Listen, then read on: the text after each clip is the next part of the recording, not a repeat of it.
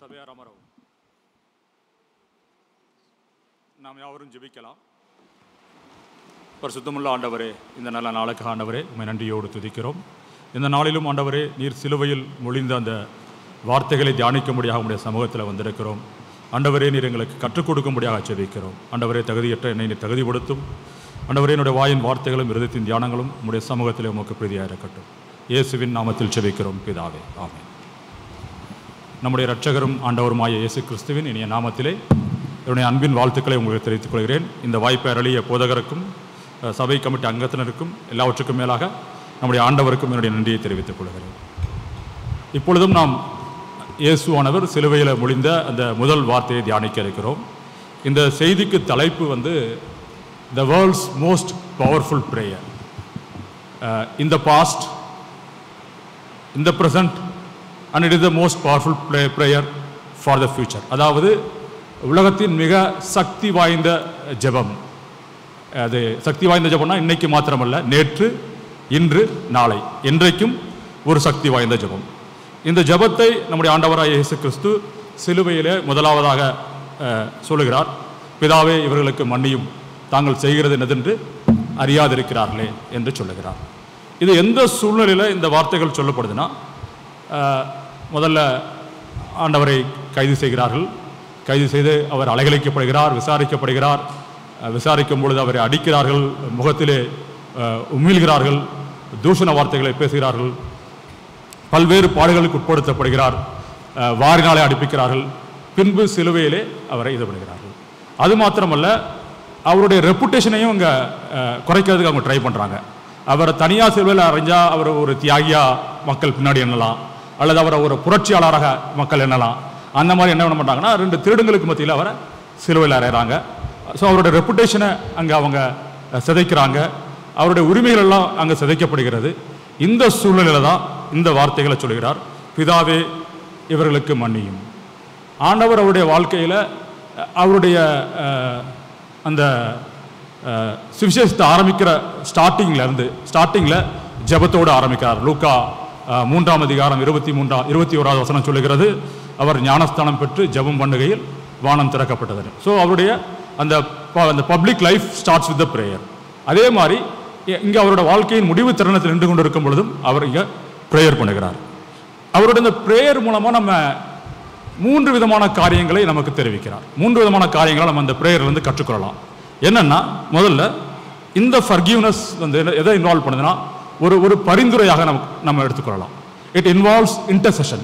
அவர் என்ன பண்ணுறாருன்னா, பிதாவே, இவர்களுக்கு மன்னியும் அப்படின்னு அவர் ஜெபிக்கிறாரு. அந்த ஜெபம் யாருக்காக பண்ணுகிறாருன்னா, அவரை யார் சிலுவையில் அறைய காரணமாக இருந்தவர்கள் யாரோ அவர்களுக்காக அந்த ஜெபத்தை பண்ணுகிறார். அவரை குற்றப்படுத்தினவர்கள், அந்த பொதுமக்கள் எல்லாரும் என்ன பண்ணுறாங்க, இவனை சிலுவையில் அறையும், இவனை அகற்றும் அப்படின்னு சொல்கிறாங்க. அவங்களுக்காக இந்த ஜெபத்தை ஏறெடுக்கிறார். அவரை கன்னத்தில் அறைந்தவர்களுக்காக அந்த ஜெபத்தை ஏறெடுக்கிறார். அவரை உமிழ்ந்தவர்களுக்காக அந்த ஜெபத்தை ஏறெடுக்கிறார். அவரை வாரினால் அடிப்பித்தவர்களுக்காக அந்த ஜெபத்தை ஏறெடுக்கிறார். பிலாத்து ஒரு கட்டத்தில் பிலாத்து சொல்றாரு, இவர்கிட்ட நான் ஒரு குற்றத்தையும் காணும்னு சொல்றாரு. ஆனால் அதே பிலாத்து பின்னாடி என்ன பண்றாரு, அவருடைய சுயநலத்துக்காக, அவருடைய பதவியை காப்பாற்றிக் கொள்வதற்காக அவரை குற்றவாளியாக அங்கே ஒப்பு கொடுக்கிறார். ஸோ அந்த பிலாத்துக்காக அங்கே ஜெபம் பண்ணுகிறார். எல்லாருக்காக என்ன பண்றாரு, இந்த ஜெபத்தை ஏறெடுக்கிறார். இந்த ஜெபம் ஒரு பரிந்துரை, பிதாவின் இடத்தில் அவர் பரிந்துரைக்கிறார், பிதாவே, இவர்களை மன்னியும். ஸோ இங்கே அவர் அந்த சிலுவையில் அறைந்தவர்களுக்காக மாத்திரமாக ஜெபித்தார் இல்லை, நமக்காகவும் அவர் அந்த இடத்துல ஜெபத்தை ஏறெடுக்கிறார். இந்தியாவில் உள்ள மக்களுக்காக, உலகமெங்கும் இருக்கிற மக்களுக்காக இந்த ஜெபத்தை ஏறெடுக்கிறார். எல்லாருக்காகவும் இந்த ஜெபத்தை ஏறெடுக்கிறார். அது மாத்திரமல்ல, இந்த ஜெபம் ஜெபத்தின் மூலமாக அவர் நம்மளுக்கு ஒரு முன்மாதிரியை நமக்கு காட்டுகிறார். தன்னுடைய அன்பை இங்கே அவர் வெளிப்படுத்துகிறார். அதுக்கப்புறம் இந்த ஜெபத்தில் நம்ம கற்றுக்கொள்ள வேண்டிய 2வது காரியம், இந்த ஜெபத்தில் அவர் ஒரு இட் இன்வால்வ்ஸ் இன்டர்வென்ஷன். இன்டர்வென்ஷன் அப்படி சொல்றதுன்னா ஒரு தலையீடு. இங்கே அவர் என்ன சொல்றாரு, பிதாவே, இவர்களுக்கு மன்னியும் சொல்றாரு. பிதாவே, இவர்களுக்கு மன்னியும் சொல்றப்ப முதல்ல நம்மளுக்கு தெளிவாக தெரிகிறது, ஆண்டவர் அவர்களை மன்னித்து விட்டார். அவர் பிதாவினிடத்தில் அவர்களுக்காக மன்னிப்பு கோருகிறார். அவர் பிதாவினிடத்தில் மன்னிப்பு கோருகிற பொழுது, ஏன் பிதாவினிடத்தில் மன்னிப்பு கோரணும், அவரை சிலுவையில் அறைந்தால் அவர்கள் பிதாவுக்கு எதிரான பாவத்தை செய்கிறார்கள். அவர்கள் வந்து அவரை தண்டிக்கிறாங்க. ஆனால் அவரை தண்டிக்கிறது மூலமாக they are sinning against the father. அதனால் அவர் பிதாவினிடத்தில் மன்னிப்பு கேட்கிறார். இந்த பிதாவினிடத்தில் மன்னிப்பு கேட்குறப்ப அதில் 3 விதமான காரியங்கள் இருக்குது. ஒன்று வந்து ஃபஸ்ட்டு வந்து பெர்மிஷன். எதற்காக பெர்மிஷன் கேட்குறாருன்னா, அந்த காரியம், அந்த சிலுவையில் அறைகிற அந்த காரியம் தொடர்ந்து நடைபெற அனுமதியும் அப்படின்னு பிதாவிடத்தை வேண்டிக் கொள்கிறார். அதாவது நம்ம எல்லாரும் உலக பிரகாரம் நம்ம தகப்பன்மார்கள், நமக்கு பிள்ளைகள் இருக்கிறார்கள். நம்முடைய பிள்ளையை வந்து யாரும் அடித்தாங்கன்னா நம்ம சும்மா இருக்க மாட்டோம். நம்ம என்ன பண்ணுவோம்? போய் அடிக்காமல் தடுக்கிறதுக்கு நம்ம என்ன பண்ணுவோம்? நம்ம முயற்சி பண்ணுவோம். அதே மாதிரி தான் இங்கே ஆண்டவர் சிலுவையில் அறையப்படுகிறார். ஸோ இந்த காரியம் தொடர்ந்து நடக்குது. ஸோ இந்த காரியம் தடுக்கப்படக்கூடாது. இந்த காரியம் தடுக்கப்படக்கூடாது. அப்போ அவர் என்ன பண்ணுறாருன்னா, இந்த ஜெபத்தின் மூலமாக அவர் பிதாவிடம் அனுமதி கோருகிறார். இந்த காரியம் தொடர்ந்து நடக்க வேண்டும், நடந்தால்தான் உலகத்தில் மீட்பை கொண்டு வர முடியும் என்று அவர் பிதாவினிடத்தில் முதலாவதாக அனுமதி கோருகிறார். So it involves permission. அதுக்கப்புறம் அடுத்த காரியம் வந்து it involves protection. It involves ப்ரொடெக்ஷனுங்கிறப்ப இப்போ அவரை சிலுவையில் அறையும் பொழுது, ஸோ பிதாவுடைய குமாரனை, நேசகுமாரனை சிலுவையில் அறையும்போது பிதாவானவர் பார்த்து கொண்டு சும்மா இருக்க மாட்டார். அவங்கள வந்து உடனடியாக அவங்க மேலே நியாய தீர்ப்பை கொண்டு வரக்கூடியவர் பிதாவாகிய தேவன். அப்போ அந்த நியாய தீர்ப்பு அவங்க மேலே உடனடியாக வெளிப்படக்கூடாது. அவங்க they have to be protected. இந்த காரியத்தை செய்கிறவர்கள் வந்து ப்ரொடெக்ட் பண்ணப்படணும். ஸோ அவர் பிதாவே இவர்களுக்கு மன்னியும் சொல்கிறப்ப அவர் என்ன பண்ணுறாருனா, இவங்கள் மேலே நியாய தீர்ப்பை நீங்கள் உடனடியாக கொண்டு வராதீர்கள். இந்த காரியத்தை செய்கிறவர்கள் மேல் நீங்கள் நியாய தீர்ப்பை உடனடியாக கொண்டு வராதீர்கள் அப்படின்னு சொல்கிறார். அதுக்கப்புறம் மூணாவது வந்து he is asking for burden. அவளுக்காக மன்னிப்பு கேட்கிறார். நம்ம இங்கே வந்து ஆண்டவர் சிலுவையில் இந்த வார்த்தையை ஒரு தடவை சொன்னதாக நம்ம வேதத்தில் வாசிக்கிறோம். ஆனால் இந்த வார்த்தையை அவருடைய மனதிலே, நான் எண்ணுகிறேன், அவருடைய மனதிலே அவர் எப்பொழுது கைது செய்தார்களோ அப்பொழுது இருந்து இந்த வார்த்தை அவருடைய மனதிற்குள் தியானமாக அவர் செய்து கொண்டிருக்கிறார், ஜெபமாக ஏறெடுத்து கொண்டிருக்கிறார். அவரை கைது செய்த பொழுது பிதாவே இவர்களுக்கு மன்னியும் சொல்லுகிறார். அவரை அடிக்கிறாங்க, அப்போ அவர் சொல்லுகிறார் பிதாவே இவர்களுக்கு மன்னியும் சொல்லுகிறார். அவரை முகத்தில் உமிழ்கிறார்கள், அப்போ என்ன சொல்கிறார்? பிதாவே இவர்களுக்கு மன்னியும் சொல்கிறார். தூஷண வார்த்தைகளை பேசுகிறார்கள், அப்பொழுது என்ன சொல்கிறாரு? பிதாவே இவர்களுக்கு மன்னியும் சொல்கிறார். ஸோ அந்த ஒவ்வொரு ஸ்டெப்லையும் வந்து இந்த வார்த்தை வந்து அவருடைய உள்ளத்திலே ஜெபமாக தியானமாக நடைபெற்று கொண்டே இருக்கிறது.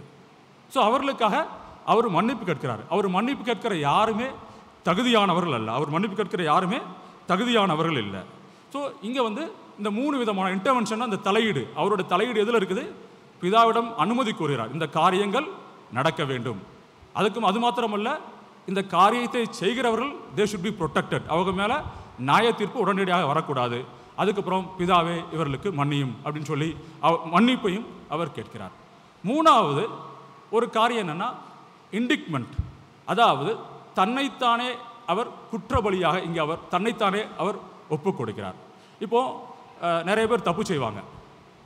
சில பேர் வந்து நம்மளோட வாழ்க்கையில் நம்ம நிறைய பார்த்துருப்போம்.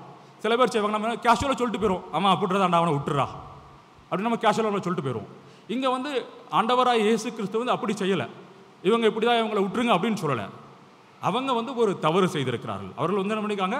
ஒரு தவறு செய்திருக்கிறார்கள். இந்த தவறுக்கு தண்டனை கொடுக்கப்பட்டே ஆக வேண்டும். பிதாவாகிய தேவன் வந்து பாவத்தை பொறுக்காதவர், அவர் கட்டாயம் பாவத்துக்கு தண்டனை கொடுக்கக்கூடியவர். அப்போது பிதாவே இவர்களை மன்னியும்னா யாருக்கு தண்டனை கொடுக்க முடியும்? அவங்க தப்பு பண்ணியிருக்காங்க, அவங்களுக்கு தண்டனை கொடுக்கப்பட்டே ஆக வேண்டும். அப்போ ஆண்டவர் வந்து இங்கே பிதாவே இவர்களுக்கு மன்னியும் அப்படின்னு சொல்லிட்டு அடுத்த வார்த்தை என்ன சொல்கிறாருன்னா, இவர்கள் செய்கிறது இன்னதென்று அறியாதிருக்கிறார்கள். அவர்கள் செய்கிறது இன்னதென்று அறியாதிருக்கிறார்கள். அப்போ அவர்கள் எதை அறியாதிருக்கிறார்கள்? அவங்க எல்லாவற்றையும் அறிந்தவர்கள். அங்கே வேத பாரகர்கள் இருக்கிறாங்க, அந்த சதுசேயர்கள், பரிசேயர்கள் இருக்கிறாங்க. அந்த பொதுமக்கள் அவருடைய ஊழியத்தை 3 வருஷமாக பார்த்தவங்க. அவர் மேலே குற்றம் கண்டுபிடிக்க பல முறை இந்த வேத பாரகர்கள், இந்த பரிசேயர்கள் முயற்சி செய்கிறாங்க. அவருடைய ஒவ்வொரு செயலிலும் குற்றம் கண்டுபிடிக்க முயற்சி செய்கிறார்கள். அவர்களால் அவர் மேல் எந்த குற்றத்தையும் கண்டுபிடிக்க முடியவில்லை. பொதுமக்கள் அவரை பார்க்கிறார்கள், அவர் அனைவருக்கும் நன்மை செய்கிறவராக சுற்றி திரிந்தார் நம்ம வேதத்தில் வாசிக்கிறோம். ஸோ அவர் மேலே பொதுமக்களாலையும் யாராலையும் குற்றம் சொல்ல முடியாது. எல்லாருக்குமே தெரியும் அவர் குற்றமற்றவர்னு, எல்லாருக்குமே தெரியும்.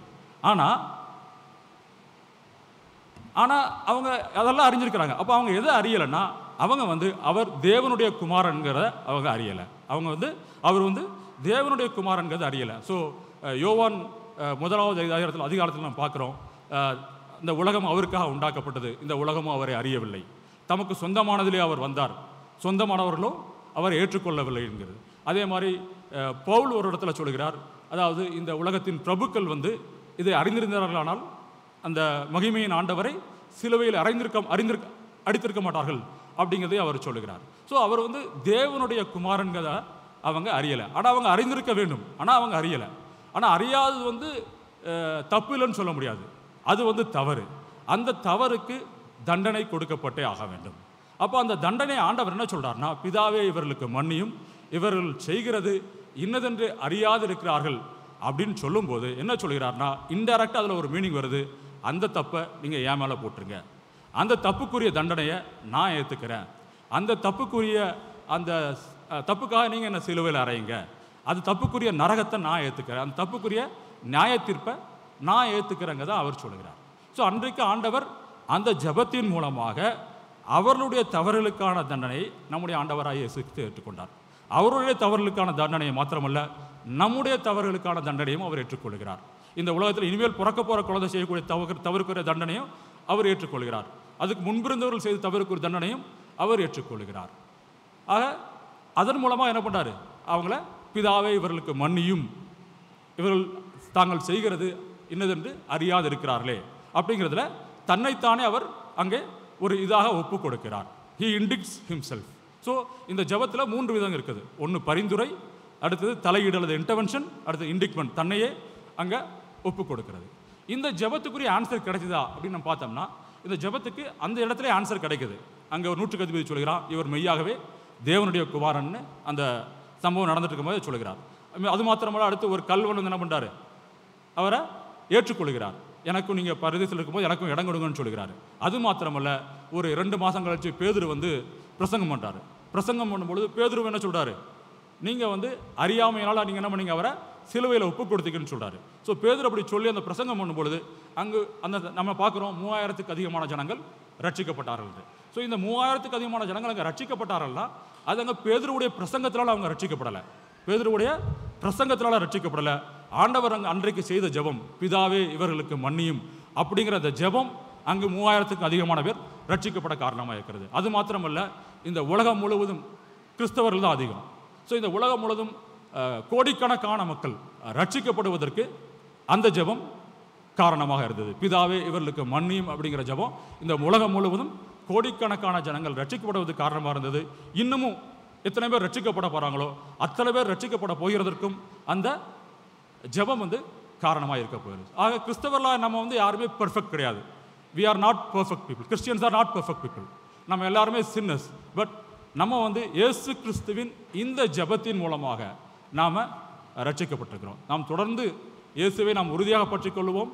நாம் அவரை மாதிரி அவர் செய்த அந்த ஜெபத்தை, அந்த மாதிரியை நம்முடைய வாழ்க்கையில் நாமும் கடைபிடிப்போம். இதன் மூலமாக மற்றவர்களுக்கு நாம் இயேசுவின் சாயலை நாம் வெளிப்படுத்துவோம். இயேசுவின் மற்றவர்களுக்காக நாமும் பரிந்துரை ஜெபம் செய்கிறவர்களாக பிதாவினிடத்திலே நாமும் காணப்படத்தக்கதான ஒரு வாழ்க்கை வாழுவோம். அநேகரை ஆண்டவரை நோக்கி திருப்புவோம். ஆமென்.